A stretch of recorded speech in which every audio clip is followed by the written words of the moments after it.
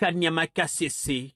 Là où hier ne résonnait que le silence de la brousse et le cri des herbes hautes, s'élève aujourd'hui Mandala City. Une cité moderne qui sort des terres à main nue, à sueur d'homme et à volonté politique affirmée. Un projet audacieux, structuré, ambitieux. Il prévoit des villas bien équipées, une salle de conférences, une piscine, un terrain de tennis, une salle de sport et même un bureau présidentiel y est en chantier. Son bureau est grand.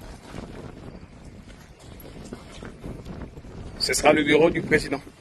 Bureau de travail. En tant que campagnard, quand il vit en campagne. Même s'il est en campagne, n'oubliez pas que c'est le commandant suprême. Hein? Ah, oui. Ça, c'est la salle du conseil. Ah, le conseil des ministres. Toutes sortes de réunions. Ce sera vaste. Très vaste. Et ça sera très beau, je vous jure. Ça sera très beau. Parce que demain, KCC ne sera pas qu'un centre agricole. Le lieutenant-général Jean-Pierre Kassongo Kabouika veut ériger ici un cœur décisionnel de l'État.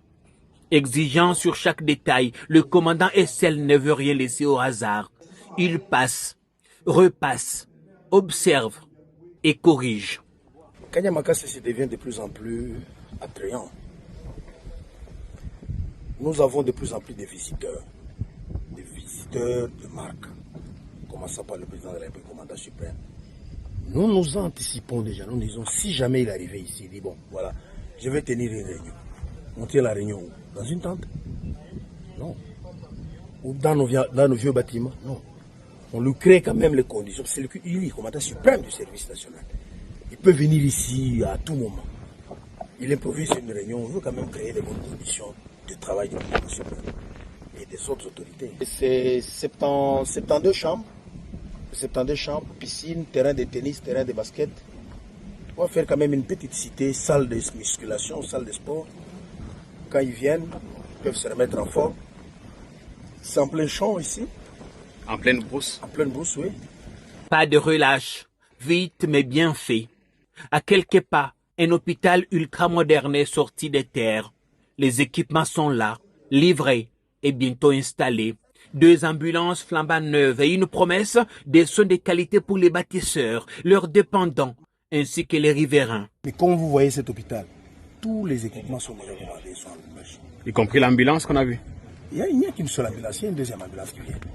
Mais il n'y a pas que ça. Les lits, les matelas, la pharmacie, tout ce qui est pour un hôpital, tout est déjà commandé, tout est déjà disponible. Mais KCC, ce n'est pas que béton et tuiles. C'est aussi un souffle agricole et un espoir nourricier. En 2019, 4 vaches seulement. Et aujourd'hui, plus de 6000 têtes. Un cheptel né du néant, porté par une vision, celle du président Félix Tshisekedi, refonder la nation à partir du travail, de la terre et de la discipline républicaine. Moi, lorsque j'arrive au service national avec 4 bêtes, c'est 2023 hein, qu'on a commencé hein, avec 100 bêtes. 100 bêtes ou 110 bêtes. 110. Maintenant, là, on est à 6000 et quelques, parce qu'il y a des acquisitions aussi. C'est pas qu'ils se sont reproduits, il y a des acquisitions. On est à plus de 6000. Et l'année prochaine, à la même période, on sera au-delà de 10 000.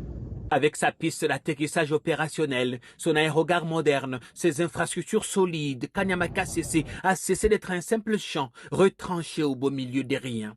Parce qu'ici, chaque brique posée redéfinit l'avenir, chaque vache élevée restaure notre souveraineté, et chaque rêve construit sur cette terre efface un abandon.